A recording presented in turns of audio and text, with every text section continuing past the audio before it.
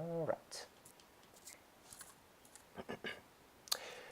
We are the Anti-Starving Artists by Launching Creative. Today we have a very special guest. Stephanie Holland is a startup coach. She's a digital strategist. She's the creator of Wild Vision Strategy. And I'm here to ask her a really quick, literally I can't talk, a really quick question.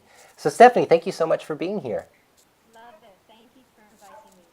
Yeah, you're very welcome. So you're an entrepreneur. You, as we can see in the background, you are a world traveler. We've been talking. This is beautiful Mexico. And so the question I have is actually very relevant. If someone were to come up to you and say, this idea of being a creative professional, of being an artist for a living, it's just not realistic. It can't really be done. You can have that as a hobby, but as far as earning a living, as far as surviving, you need to get a real job, work in an office, become a lawyer, something like that. How would you respond to them? Well, it's interesting because if you just take a really, really quick look around you, everything came from an idea from someone, right? So there are tons of creative people throughout the course of time who've had these ideas for inventions, from wheels to tables to cars to all these kind of things. Like, the world runs on the creative imagination of people. And that creativity is an essential part of all of us. So there are some people who consider themselves either creative or not creative. It's almost like we have to kind of choose which category, or we're put in one category as from a very young age. And what I want to say is that actually creativity is part of our makeup, is part of who we are. Every single human being is creative. So if you're kind of thinking of creative people as being the others, you're disowning a really beautiful and important part of yourself. And secondly, I think that really, I mean, the onus is on the creative people to learn and to make it their mission, make it their business to understand the business side of making their ideas a sustainable business reality. Because otherwise, they're just giving away their power to other people who consider themselves uncreative but very good at the business or the financial side, who are going to make money from your ideas anyway. So why not keep that power?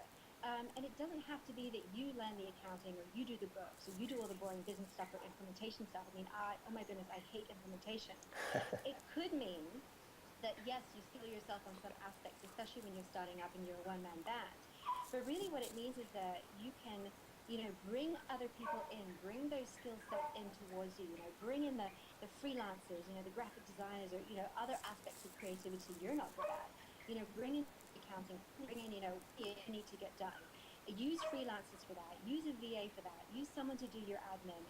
Um, or partner up with people, go into joint ventures or agreements or partnerships, get those skills in place, because just like people, business thrives in wholeness. And when you create that wholeness and you fill in those gaps, that's when you can thrive. So rather than giving away your power and just saying, oh, I'm a creative professional, I'm never going to make any money out of this, I'm just going to do it as a hobby, think about how you can bring in those skill sets to supplement what you're missing so that you can focus on your zone of genius and follow your creative vision while also building a business for yourself. Yeah, I think that's a really great answer. And when you talk about the way we act, where it's kind of like one or the other, it makes me think of, I'm pretty sure it's Picasso who said it. It's a famous Picasso quote, I think, as far as, it's something along the lines, I know I'm going to mess it up, but something along the lines of every child is an artist, or everyone's born an artist, and the trouble is remaining an artist as you become an adult. Something along those lines. But I think there's so much truth to that because, I mean, every kid I know of, I mean, my nieces and my nephews, and when I was a kid, I mean, everyone loves to color or to play with a coloring book, and so it's really interesting. It's funny, I think, how people become less and less creative as adults, and then they think, well, that's silly or that's unrealistic, when it's very human to be creative.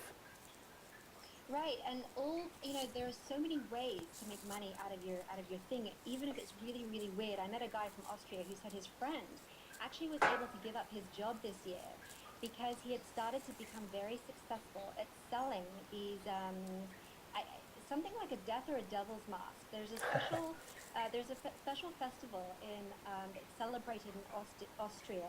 You know how Mexico has Day of the Dead? Hmm. In Austria, that and I really should bring this up without knowing the full facts, but anyway, he makes these crazy, scary devil masks, and he sells them at 400 euros a pop, and I think he sold Wow. 600 this year. So he was actually able to, to transform that from a hobby to a full-blown business because he was Wow. just doing so well.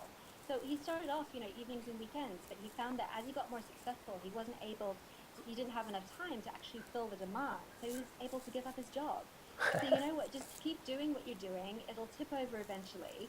If it doesn't, you need to tweak and modify. Then it'll tip over eventually, and then that can be your business. Yeah, again, I think that's an amazing answer. And like you said, if it doesn't work, you can tweak and modify.